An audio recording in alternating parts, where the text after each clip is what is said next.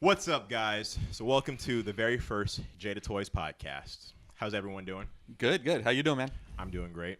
Darryl? I'm doing awesome. My name's So- Darryl, by the way. I'm Jordan, I'm Mike. and you guys will be seeing us a lot more often from now on. So what you guys can start to expect from this podcast is pretty much just you'll be getting some of the inside scoop on what goes on in the toy industry, a lot of behind the scenes stuff, and pretty much we'll just be talking about the same things that you guys are interested in. So Probably a lot of behind the scenes stuff here at Jada Toys, right? We're going to be seeing some things that go on in our daily lives, I guess you can say. definitely, because our Yeah. lives are that interesting. Yeah. Well, Yeah. I mean, maybe well, not you our get to daily know us a lives. little bit better as far as who we are as people, little insight as to like what we do, some of our adventures that we experience as we go out to the trade shows, things like that. All that good stuff, guys.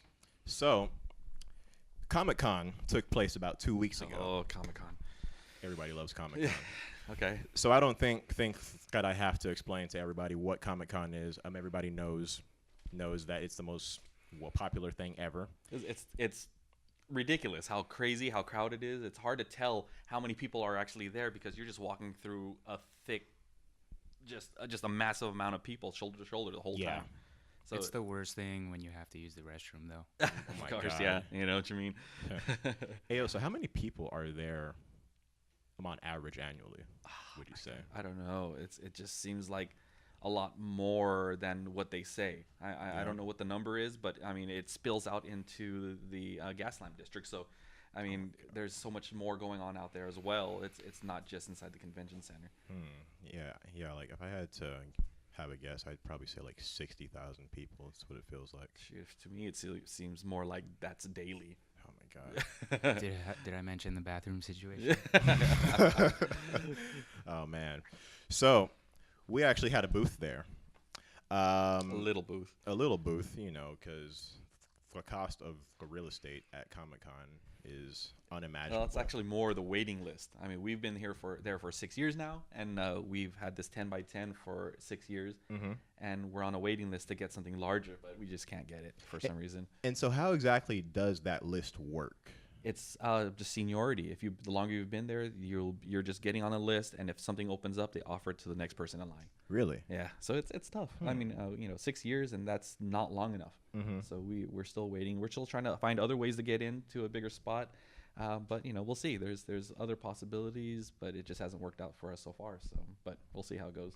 One thing to throw into that also, I think for what we have as far as the 10 by 10 goes, I feel we do a really good job at maximizing the space. I think Trying so to, too. yeah. You know, I think so as too. far as like our booth layout is concerned and things like that, trying to take up every centimeter really within that booth. So I mean, we make do with what we have, but to Mike's point, also we have our eyes out every year trying to increase the size or at least try to. Okay. And speaking of our booth, what exactly is the process of building a booth and taking down our booth? Like, if you guys could elaborate on that a little bit, because day one, for setup, how long?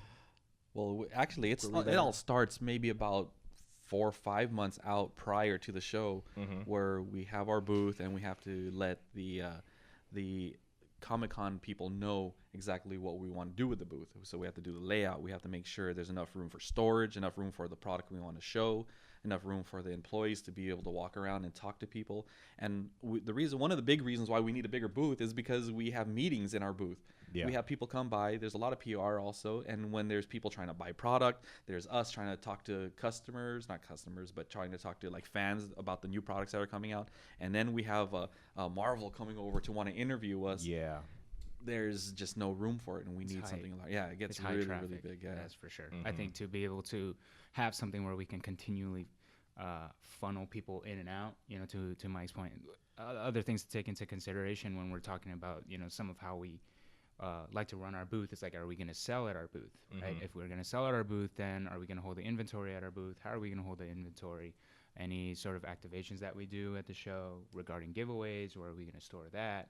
and everything else that Mike just outlined in terms of traffic flow coming in and out.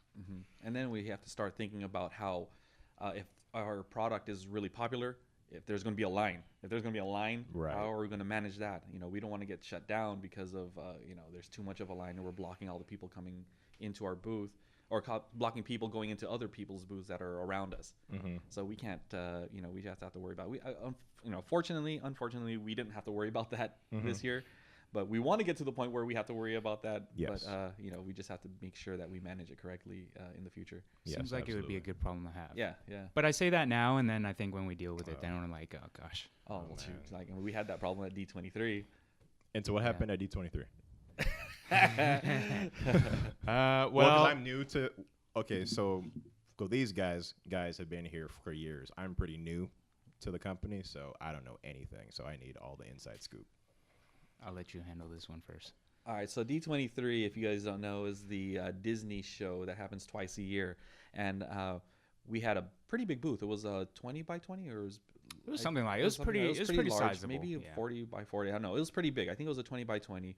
And we brought out 3 exclusives. Yeah. And we brought out quite a few of each one. And our line snaked around the whole convention center in Anaheim. Oh. And and we sold out every day because we had a certain amount that we would sell every day. We would. It was just crazy. All of our neighbors, all of our neighboring convention people, or what is it?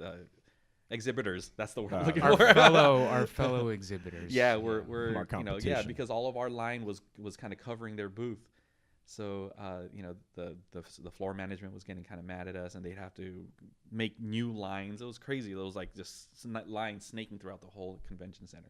Here, the thing with D23 is like we've personally, I think as a company, have never experienced anything quite like that in terms of overall turnout at our booth.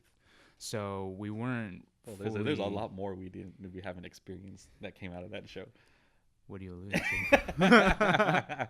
I think I know what you're alluding to. I think I know. But we can touch on that topic a little bit. Hey, this is all brand new to me. No, I think as far as turnout goes, we brought out, I believe, if I recall correctly, it was like 1,000 pieces of each item. product, right? So we had 3 different items, 3 different exclusive items. We brought out 1,000 pieces.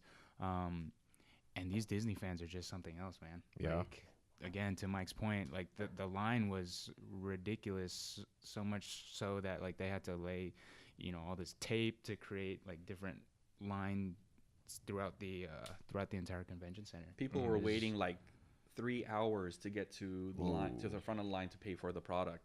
Wow. And we had a bunch of giveaways. So what Darryl would do is walk through the line and throw a bunch of giveaways into the line. So it would give people, some incentive to stay in line. And, it just heartbreaking to me that we had to cut the line at some point and say, sorry, everyone from here on, even though if they were waiting maybe an hour and a half to that point, Oh man. couldn't get anything because that was the last of that day's allotment. Oh yeah, that sucks.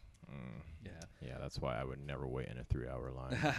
So Yeah. There are a lot of hardcore people out there, and I So- think when you really, really love something, or you're really passionate about something, that definitely shows. I think through these kinds of shows, whether it's D23 or whether it's Comic-Con or Anime Expo, you name it. Yeah. very It's- true. We see, And we appreciate you guys because y'all are paying my bills, so I appreciate that a lot. So that what we learned from the D23 is that that line can get quickly out of hand, and so we need to use what we learned from there into Comic-Con. Yeah, and regardless if that happens for us or not, at least we go into it being as fully prepared as we can be. Right. Just based on our experience, because you really never know what's going to happen. Maybe the exclusive item that we decide to sell at like a Comic-Con is something that blows out of the water, and for us to kind of go in blind and without really any sort of anticipation, would kind of be foolish on our part. So it's almost like due diligence, I suppose. Yeah, well, and so speaking of exclusive items, what did we feature at Comic-Con for this year? We featured the Black Chrome Batmobile, and this one I did by myself. I did pay for it. The only perk that I had was I was able to pick the number that I got, and I got I almost number fought. one. I almost fought him for it. He almost did. Dude, Yeah. people wanted number one And this so is it. bad. This is number one of 1,500 right here, and I have it. It's I still packaged, it's still wrapped, Yep. and it's plastic and all that stuff. It's So never coming out. It's never coming out. No, I'm not taking this out of the package. Are you ever planning to sell it on eBay for like? No, not No? anytime soon. No. No. no, we're all collectors here. Mhm. Okay, what price would make you just kind of be like, I don't know, man, I gotta. I don't know. Gotta Give me give your it offer away. later on after the show. Send an email to. Well, so we feature the Black Chrome, Batmobile at Comic-Con, Yeah. and so how many of those were available at Comic-Con, and then how many of those do we plan to make overall? We're making 1,500 overall, but domestically we only have 300. So if you have number 1 through 300, those are the ones sold domestically. Everything else is going out to different cons and different distributors around the world. So there'll be 300 here in the United States, and then the rest will be everywhere else. And it's only a total of 1,500. That's a very small number, considering that our minimum runs usually go into the like 7, 8, 10,000 range. Oh, wow, that's crazy. And to make that number even smaller, again, to reiterate, we only have 300 brought into the States. So for those people that did attend Comic-Con that was able to get their hands on it, congratulations, because we're never going to make that again. So Yeah, exactly. Oh yeah, but you guys are so exclusive. You have no idea. Yeah. I actually had to stack up each and every single piece of these in the warehouse, and the warehouse has no air conditioning. I was actually in this same exact shirt. It took me maybe like 2 hours to stack up all 300 of them in a particular sequence and everything, and I was just dripping sweat because you could see through my shirt and everything, and I was like, wow, people better like this. People better like this. we appreciate you. Yeah. While he was just sitting in his office, Hey, but it's okay. I was enjoying the AC. Can you really blame me when in Southern California, in midsummer, it's like 100 degrees? Sorry. Yeah, So I say again, I appreciate you. thank you. I appreciate you more, man. So what other adventures did... What? Nothing. What? We have a Was he little bit looking of, into my eyes again? we have a little bit of fun here. We have a little bit of fun. Oh, man. It's not that serious here. Yeah, no, it's not. So this actually occurred before I started to work here. But at a Comic-Con maybe a couple of years ago, I heard that you had a little Stalker Story. Actually, that wasn't Comic-Con. Oh, so it wasn't there? No. Okay. Well, okay. Why are you Well, looking at it me? was at a convention.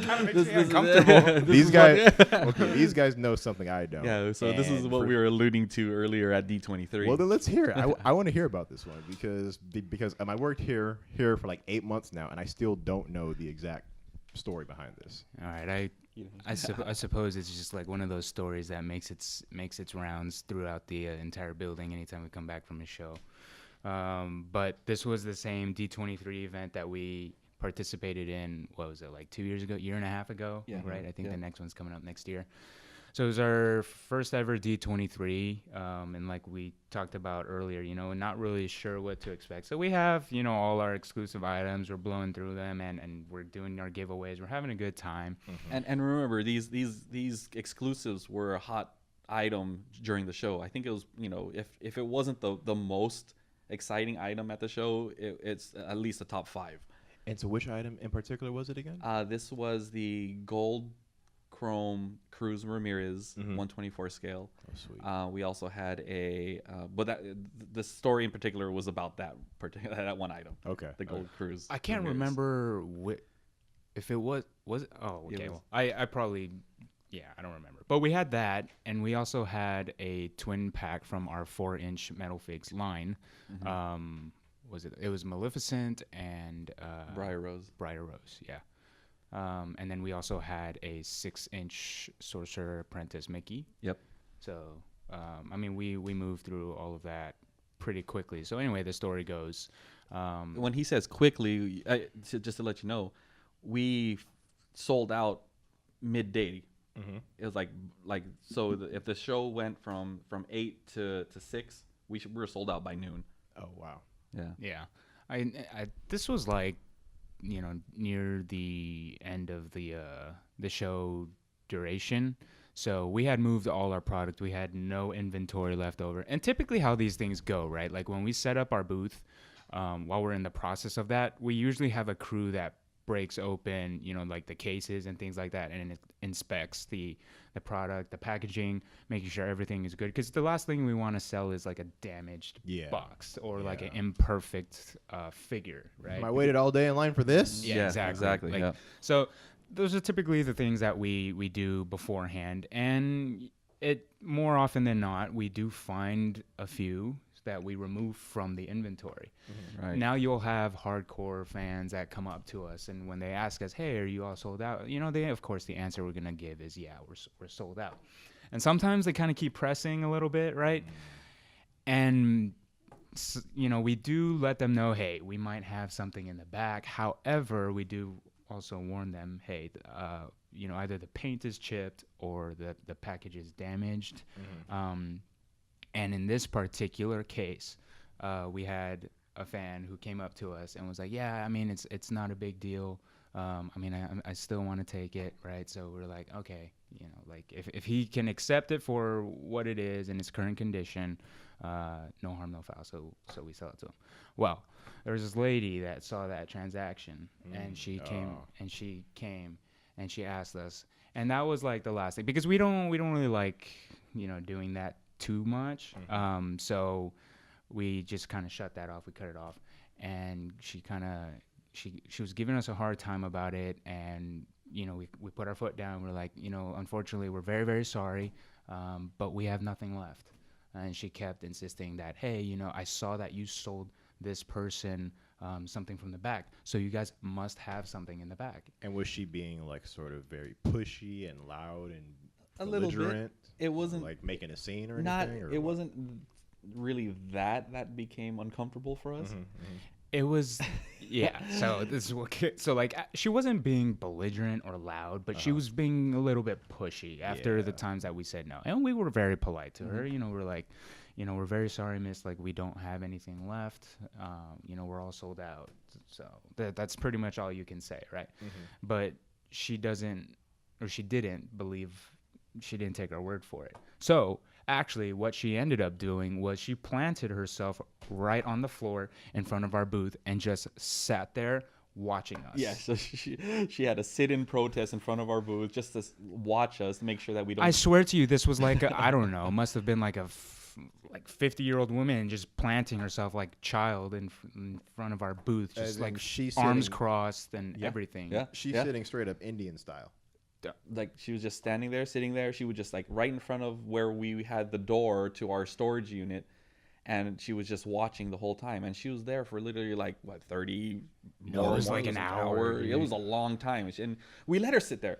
And she was like, but we couldn't really do anything, right? It's like nothing's really going on at our booth, because no one's there because we're all sold out of product. And so then all you have is the Jada crew there for the day that's just kind of sitting there lounging around talking to each other because we have nothing else to do. We're just kind of waiting for the show to end, or if any bystanders came by and had any questions about our booth or product, we'd answer. But for the rest of the day, like, we were pretty much there just talking kind of how we are now. And you just have like this lady sitting there watching us. It was the weirdest thing. So awkward. And if that like wasn't enough, I drank a little too much water that day. And here I go with the bathroom thing again. But I had to go to the restroom, right? So I got up and I walked to the restroom. Yeah. I get a phone call from one of our members that's at our booth, right? And I pick it up, and he's telling me, "Hey, she's following you to the bathroom." I'm like, what is going on right now? Like, this is the scariest thing. So like, anyway, I do what I gotta do. I come out, and as I come out, I see her like standing across from the men's restroom. So I'm like, oh my gosh, she really did. She really did just follow me to the bathroom. Oh my gosh. So I kind of just, I'm ways away from the booth. I hadn't really checked out the show yet, so I kind of take this opportunity to just walk around and go visit other booths for my own, because I'm genuinely interested. And I noticed, I'm kind of freaked out at this point, so I kind of like once in a while just keep looking over my shoulder, right? And like to the point where maybe I was on like 5 minutes into walking around the show. I was like, okay, this is enough. This is kind of like, this is at this point, this is really and you see her, scary. you know she's there. Yeah.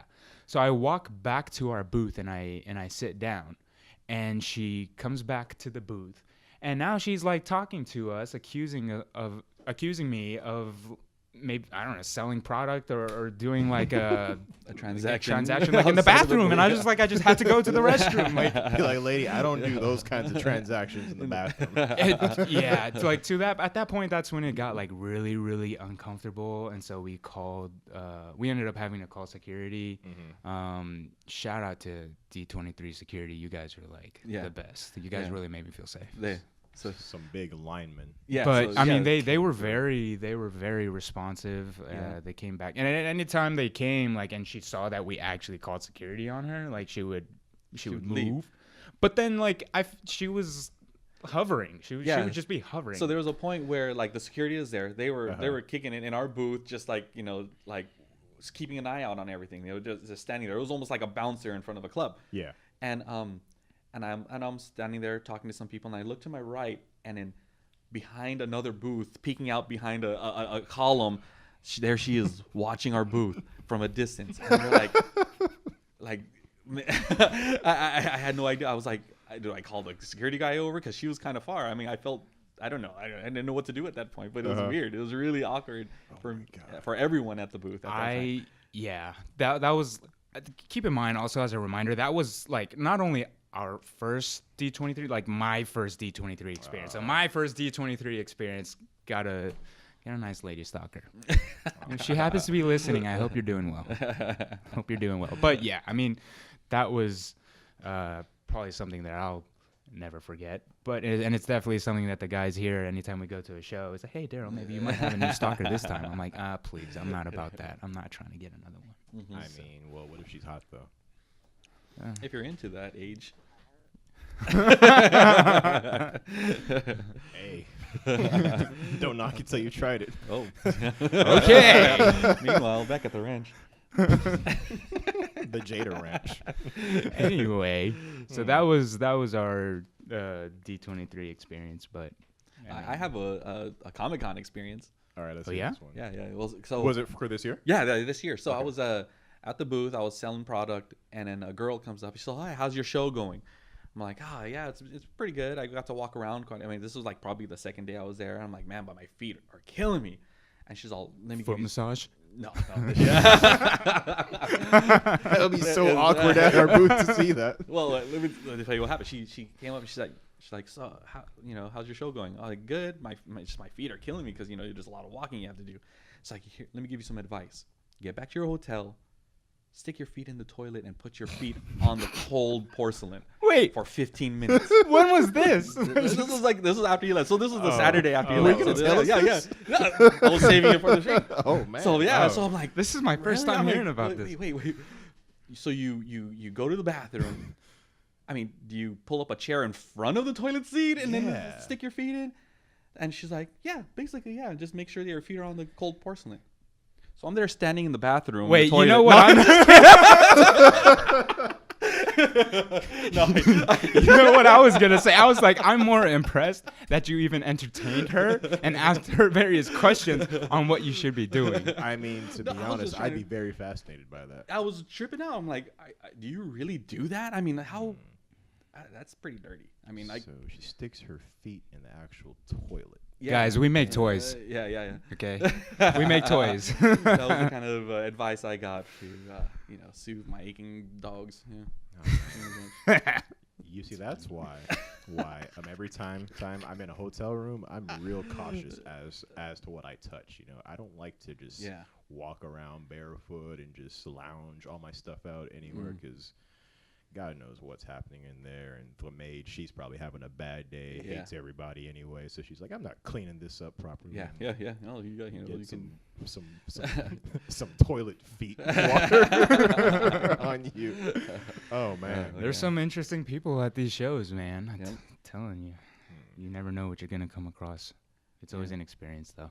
It's fun. It's always fun, I think, when we get to go out and actually, we pay attention to a lot of the activity on our platforms and things like that. And when people are actually coming up to us and coming up to the booth and saying, hey, I follow you guys on, whether it's Facebook, Instagram, or Twitter and things like that, and they're asking us questions on maybe some of the most recent things that we've put up, I think that's the most rewarding. Very grateful for that. Yeah, For sure. I think so. In addition to like the very interesting people, which also make for awesome, funny stories, by the way. But like, there's also a part of a level of appreciation, I think, when it comes to actually being able to come out attend, and then vice versa. I think it's cool for anyone that's a fan of Jada to be able to meet the guys or the people that are actually behind a lot of what they truly like. Yes, I agree. Yeah, because I feel like the coolest part is just to, I feel like people always think that like these companies, they have these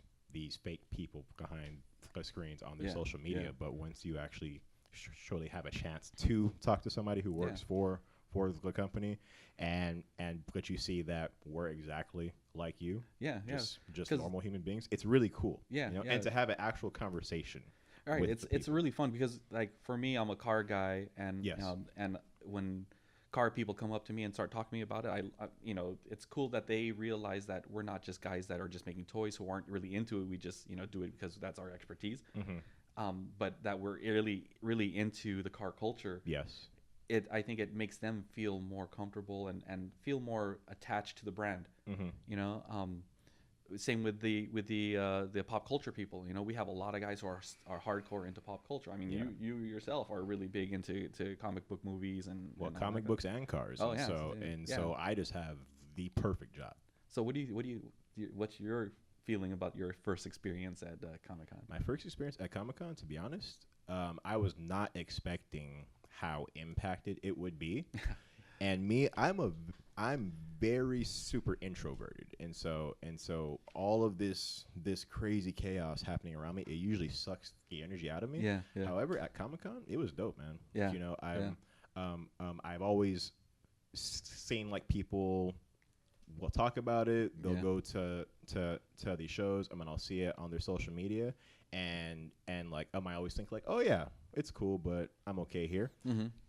If you guys haven't been, you guys have to go. It's really quite an experience. I walked out of there with a brand new perspective on this business. And probably the coolest thing to do there is really, just to walk around and try not to go broke. Yeah, exactly. There's a lot of cool things there. There's so much cool stuff there, guys. I actually had to leave my credit card in my hotel room right because I would actually be in debt. It's tough. And what sucks is that we have exhibitor badges, and a lot of the booths won't let us buy stuff. Haters. So yeah, for sure. Haters. But we have a lot of friends in the industry that let us help us pick some stuff up. But were you able to pick anything up? No, man. I left my credit card in the hotel room because I saw way too much cool stuff at the sideshow booth, and I was like, no, just don't even look at it. Well, you'll go broke doing just buying one of those things, pretty much. But that's beautiful stuff. Yeah, it's awesome. It's a cool business perk, I think. I think when you're in the industry and you are participating in an event like this, and you do have your exhibitor badge. Of course, you get to walk through the line and things like that because you gotta work. You gotta set up your booth. Right. So, and as a result, you get like a first look at everything, right? You get to. I think that's for me. That's the biggest perk is to be able to walk around without the crowd there and see everything. Yeah, for sure. And everyone is kind of doing the same thing. And it's just cool. Now you get to talk to all your colleagues in the industry and maybe take a couple meetings and maybe make a couple new contacts there. Yeah. But it's just kind of nice to see everything without having to wade through the crowds. Yeah. It's pretty crazy. Yeah, I think it's it's interesting to me. So like, I mean, I myself, I'm a car person also, and with Comic-Con aside, I think like, you know, I was pretty involved with the aftermarket automotive part of the scene a few years ago with having a fully built car and things like that, and I would enter it. I would do the whole, you know, enthusiast thing, build it up, enter it into the show, partake in it with a car crew, have a good time, things like that. So I think, you know, having been able to experience the true fan enthusiast point of view of it, Yes. and also now being here, taking part of the show as an exhibitor, see like the business side of it, and to be able to see both point of views, I think is very interesting to me. And we have a few guys here, and bringing it back to Comic-Con is kind of the same way, where, you know, they'll sign up for, you know, their own pro badges and things like that, and also have their exhibitor badges, so they get to Brian. yeah. For those of you who don't know Brian, he's actually our cameraman, and he sets up everything. He's really awesome, and he has the best collection of toys that you guys will ever see. Yeah, it's pretty crazy. But you say you're a car guy, Darryl, but you did clean up pretty good on this show. I did. Yeah, didn't you? Oh. What did you pick up? Yeah. So let's talk about that. You know. Wait, what are you guys referring to? Because I picked up a few things. Well, No. I think this Comic-Con in particular was a pretty memorable one for me. You know, aside from having done the show for a few years and going through the motions of preparing for the show and making sure everything is smooth and things like that, I was able to kind of enjoy some personal time. So actually how it happened was the day that, you know, the team and I were scheduled to drive up to San Diego to the convention center, we pit stopped at, shout outs to Mossy Ford. Hey, yo, sponsorship. That sponsorship money. No, so actually, so prior to stopping at the convention center, they're not a sponsor. Oh, okay. Well, don't mind me. I don't know anything I'm talking about. I've been having my eyes actually for the past like year or so on a 20. Yeah, well, I ended up picking up 2018 Ford Raptor. Yeah. But it was the Ford Raptor that I had. It's so nonchalantly. No, if I trust me, if I wanted to be nonchalant, I would have said 2018 Ford F-150 Raptor. So no, I did pick up a brand new truck on the way out there. So that was a big expense, but something that I was really. But going down there was worth it because it was so much more cheaper than it is around where our office is. Oh yeah, I mean like Was it really? The prices on that thing is ridiculous. Yeah, like, the markups that the dealers are doing on that thing is crazy. But it's cheaper down there than it is over here, you said? Because No, the markup wasn't as high. Oh, okay. just depending on I mean, I was able to find it with a semi decent markup and negotiate the deal a little bit. Yeah, so they were able, and most places are firm on that price. But he was able to negotiate it down over there, and plus it was already cheaper than a lot of the other places out here. Yeah. How much they were marking it up. Yeah. So he got I'm sure it was a pretty good deal compared to out here. Yeah, because it was ridiculous out here. It's really crazy. Yeah. So that was actually the morning of driving to San Diego. So we pit stopped there, picked up a brand new truck, had a good lunch, went back to went to the convention center to set up our booth, and during the show I might have picked up a few things also, but yeah, we're just a few. Yeah, there are a few of us in here that are collectors, so we also let a little bit of that side show. I think that's what makes it fun, honestly. Like when we're walking around the offices and we see that one of our guys added a new figure to their already vast collection of figures. It's just kind of like, Brian. One of these days we'll get him on the podcast and we'll show you what his collection like. It's ridiculous. Yeah. But it kind of makes you, it incites that want of continuing to collect, especially when like big movies drop. And the biggest one that I can give is like Infinity War. The cast of characters in that movie, I mean, like that's just an all-star lineup, the whole squad. Yeah, and so like, what do you do when a company rolls out like majority of those characters, and you're just like, oh damn, and then one of your guys picks it up, and you're like, okay, that's pretty cool, right? You want to buy one, and now you can't just have one. you gotta get them all. Yeah. Otherwise, it's just it becomes like a thing of its own that you gotta have to keep going. It's a real addiction. It really is. You talk about leaving your credit card behind. That was smart. Yeah. Yeah. Yeah, for sure. Well, it's smart for somebody in my position. This guy, y'all have no idea. No. Ballin'.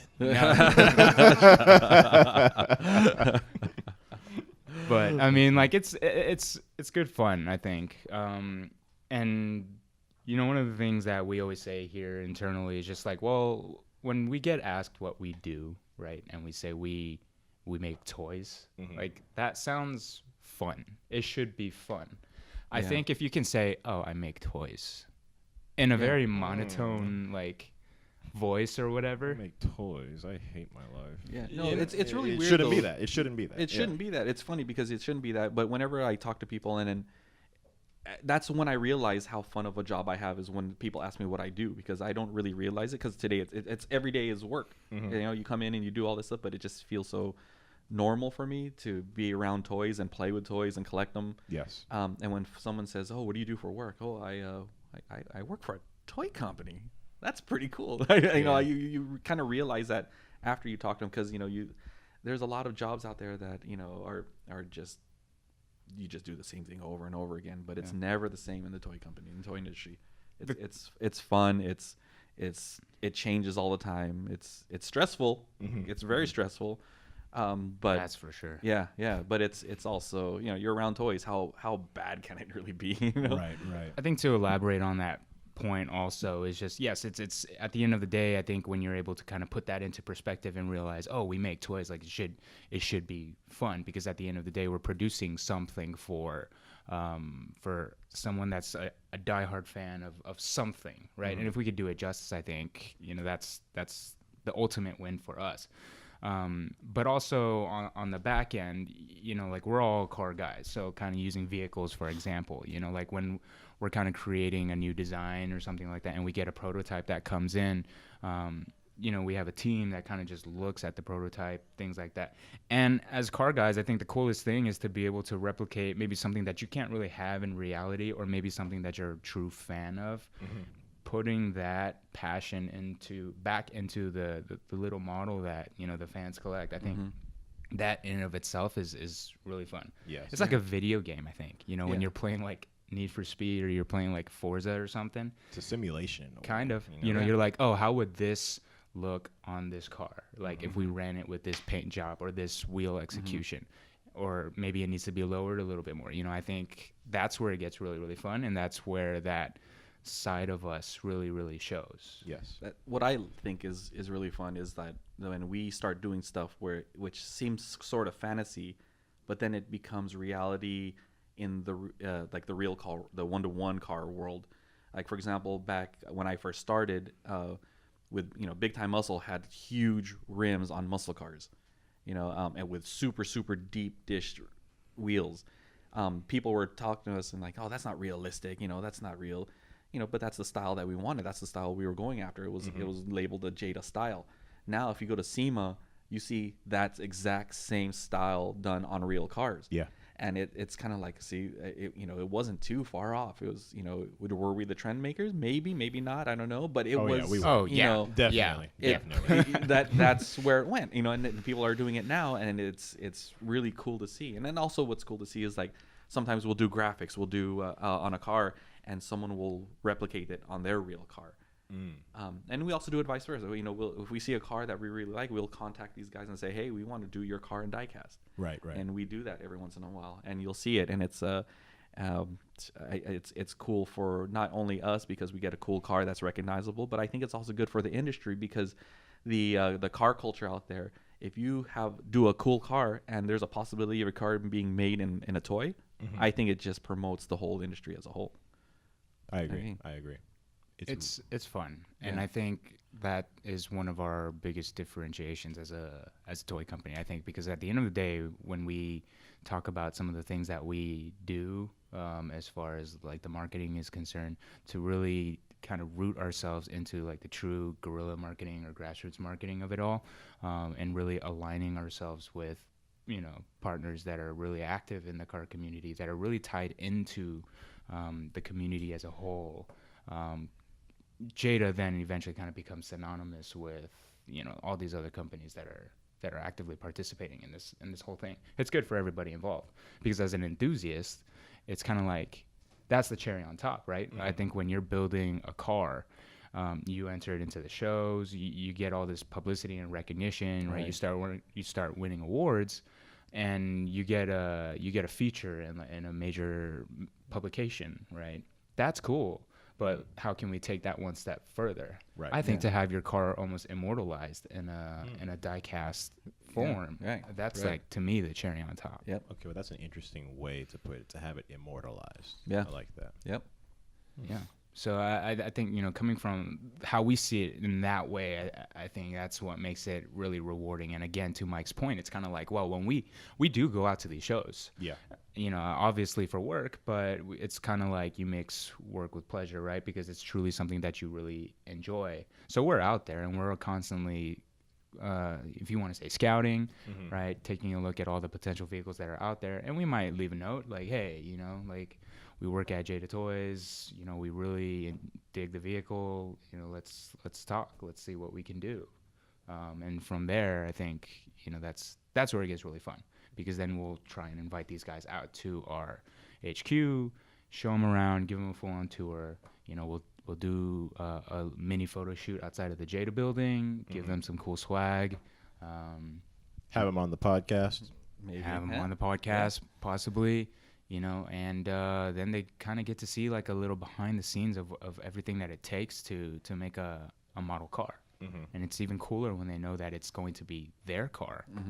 So, and they also kind of are always amazed at the effort that goes into it, because we really want to really do their car justice at the same time. Because but then there's also some times where we have to, cut some, be a little bit, what's the word I'm looking for? We can't really go all out, but we have to kind of negotiate how much we can do that looks like their car, because have to have a compromise. Yeah, there's a compromise in there.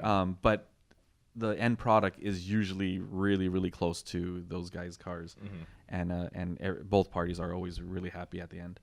Sweet. Yeah, I mean, makes for a great product, makes for a great story. It just gets, I think, a lot of excitement around it, because I think when people start to see, oh, Jada does this kind of thing, maybe they could do it with mine, and that's again going back to the whole fun aspect of it. Like, why wouldn't anybody want their car done in a die-cast variation? Right. Who knows? Maybe one day we start a whole line dedicated solely just for that. I would really love to see that, man, because every time I go to a car show, I'm out there, I see so many cool cars, and it's even cooler when those guys actually have some of our products in their trunk. They'll have it in their passenger seat, and I'm like, hey, bro, I work for Jada Toys. Like, we should hook up sometime. And they're like, oh, Jada Toys. Yeah. Then it's cool when like they know who we are already, right? They already have some sort of familiarity with us.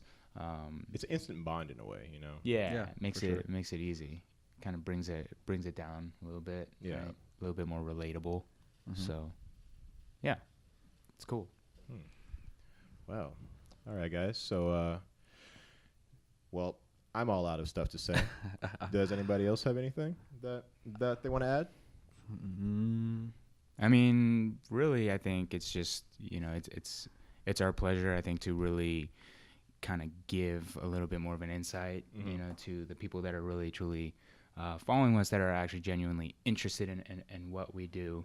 And even though this is kind of like a first kickoff of the new series that we're doing as far as podcasting is concerned, our hope is that as it continues to grow, as it continues to become a thing, we're able to give you a little bit more. We'll be talking about some of the new products. We'll even be showcasing some of the new products. So keep an eye out for that. Any requests that might come through, maybe we do a Q&A. I think that would be really cool. That'd be great. Yeah, that would be great. Yeah. So just much appreciated, I think, to the fans that actually truly follow us and are fans of what we do. the thing that we always say internally, it's kind of like, well, we do these things because it's for fans by fans type of thing, right? So Yep.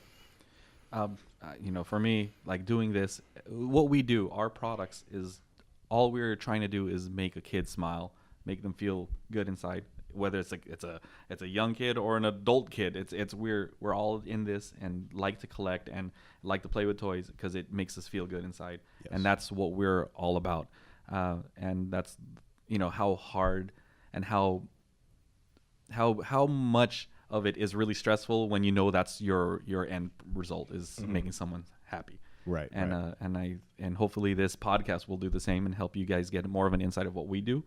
And I think hopefully you guys can stick around and subscribe and listen to what we have to say and see some cool stuff coming in the future. Absolutely. And guys, the only way that we can make all of this cool stuff continue to happen is if you guys will watch this podcast, be sure to spread it. We'll share it to all of your friends, and be sure to tune in. See you next week.